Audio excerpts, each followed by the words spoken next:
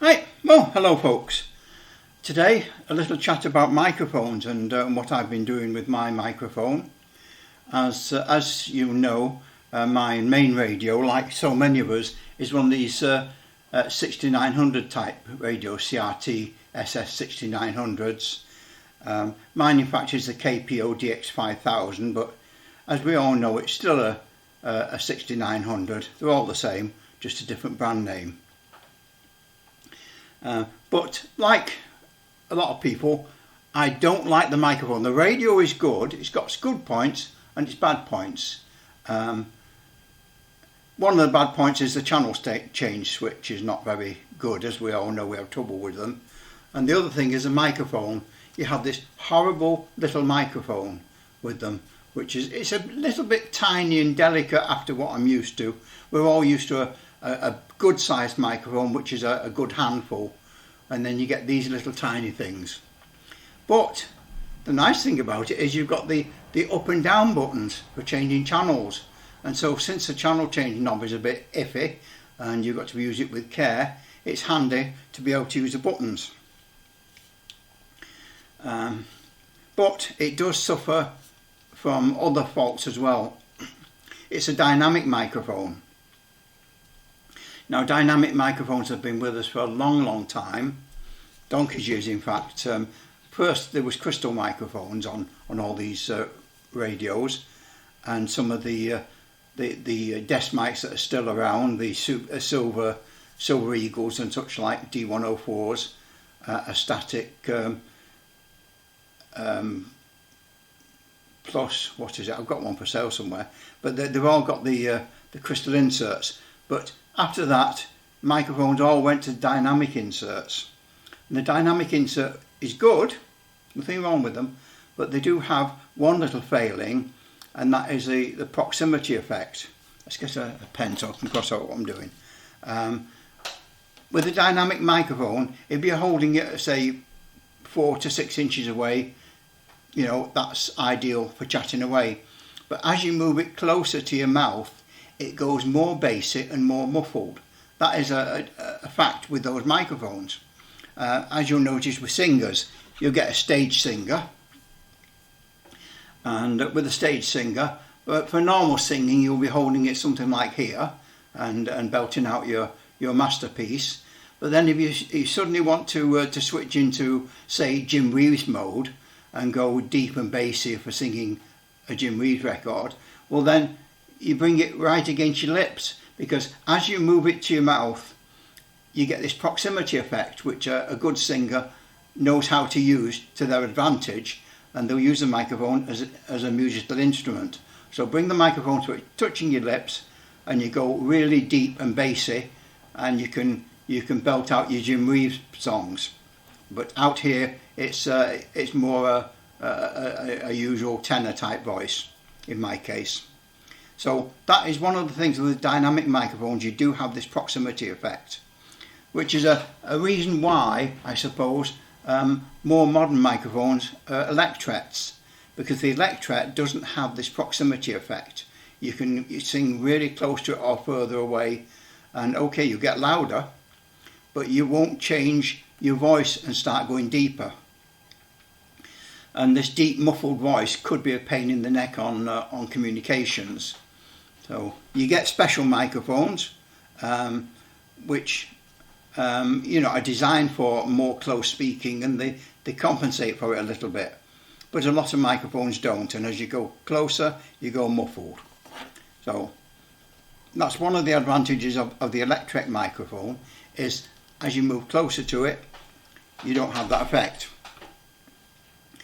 But changing your microphone on a CB radio, it gets complicated, because there's all these different types. We've got mainly 4-pin plugs. They used to be in the old days, and 1 or 2 of the radios had those little 5-pin DIN plugs. But now, to complicate life further, they now have these microphones with 6-pin DIN plugs, and here we have one, Midland.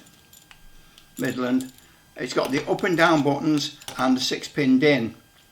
So you've still got the up and down buttons like we have on the 9600s, but it works very, very differently. because these are mainly Electret microphones. An Electret microphone has to be powered. So on this, you can use either dynamic or electric microphone with this design. It's quite clever because the middle pin, pin 6 on these plugs, takes a 12 volt power down into the mic. I say 12 volt, it's whatever the radio is working at, 12 volts, 13.8, whatever, is powered down to the mic. And then inside the microphone, if it's an Electret insert, the microphone has the necessary electronics to convert the Electret to make the microphone work an Electret. It's got the various resistors, capacitors and whatever it needs to power an Electret insert via this power on pin 6. Now, the latest models of the 6900s also have the ability to work an Electret microphone, but they work it very, very differently. You have to go into the menu, select a menu setting, because the default is dynamic, set the menu in the radio to Electret. But then if you was to accidentally plug in a dynamic microphone, you could destroy it because it's putting power down the wire that the actual microphone uses. So these starter radios have all the electronics for powering the Electret insert inside the microphone. The 6900s don't have any electronics in the microphone. It's all in the radio, and therefore it works completely differently. It sends the power down the microphone wire. So you've got to be very careful that you have it at the right setting. The other little problem with these radios is these up and down buttons. They all work in a very similar way. It's a useful feature, this up and down buttons, and they work in a very similar way. But what they do is when you press these buttons, it switches in various resistors which are inside the microphone. If you want to go up one, it will switch in a resistor of a particular value. If you want to go down, it switches in a different value. And the radio works out whether you're telling it to go up or down by the actual resistor switched in. Great idea, wonderful idea. But all these different radios that have this feature on the market have different values of resistors, which drives you crazy, because Midland make these, or Midland Allen, and I've got another radio, an Albrecht, which is a German brand name, but they're still made by the Allen company, so for all intents and purposes it's still a Midland. And I've been trying to get a microphone to work my Albrecht, and I ordered 2 Albrecht microphones of different types, and they both come with the up-down buttons, but one works the radio, the other doesn't. The difference being that they've got different values of resistors for different models. So they've made life so complicated that not only do you want the microphone for the make and model of radio, it's no good just getting an Albrecht and expect it to work an Albrecht radio, because it doesn't. It's got to have the right value of resistor. So all these complications that you can't just work anything. Right, so what I decided to do, because I got this Albrecht microphone doing nothing, and it's an Electret, it's completely spare, I decided to have a go at making it work on the 6900. Bear in mind that this had a 6-pin plug on it. So let's just go on to, well, as you know, you've got your up and down channels. There's no secret there, up and down.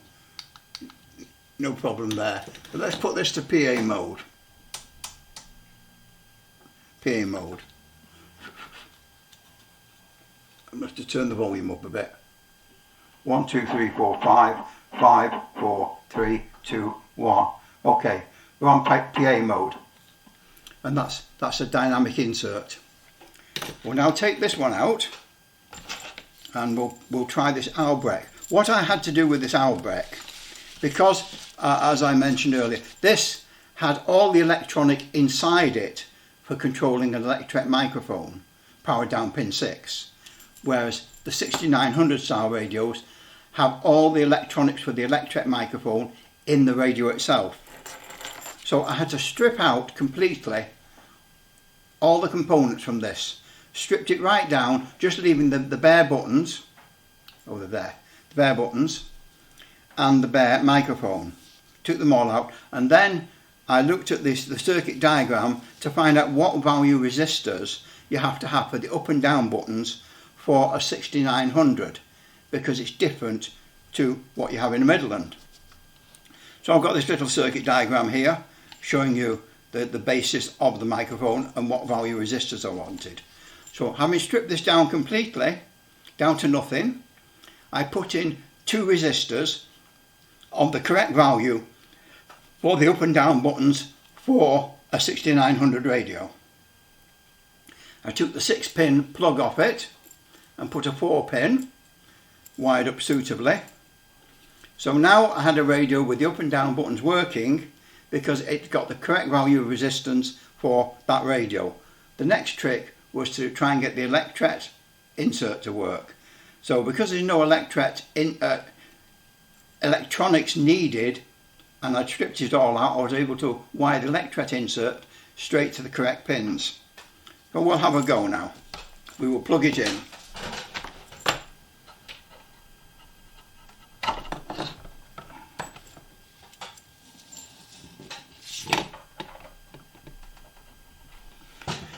And this is where it gets dodgy. You see, if we press it at the moment, 1, 2, 3. Oh, fancy that. 1, 2. It's trying to work. Nothing much. Amazing that. But we will now switch.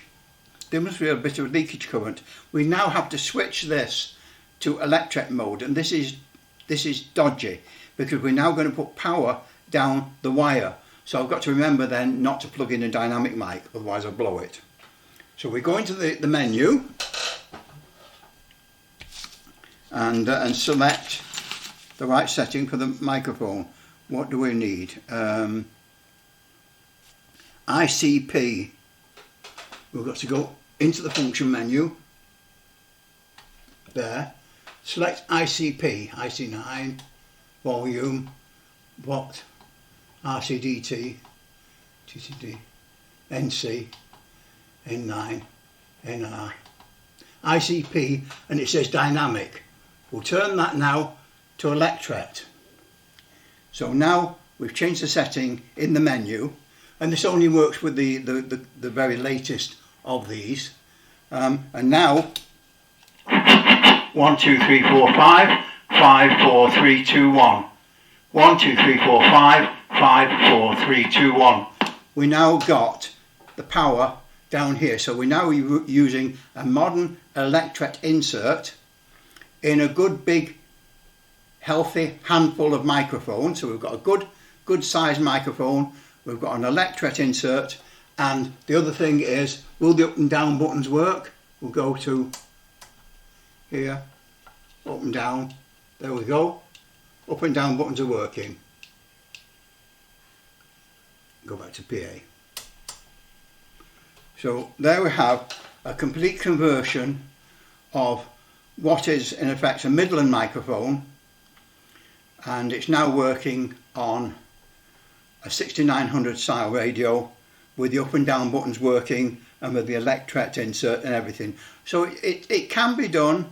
It's a little bit fiddly, it's a little bit difficult to manage with the smallness inside it, but it can be done, and then you can finish up with a decent sized microphone with decent performance, and bin that horrible little mic that comes with these star radios.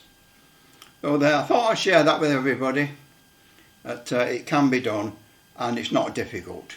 Just strip all the electronics out of the microphone, wire the mic insert direct to the mic pins in the wiring, and change the resistors that was in the microphone to the right value to work a CRT 6900.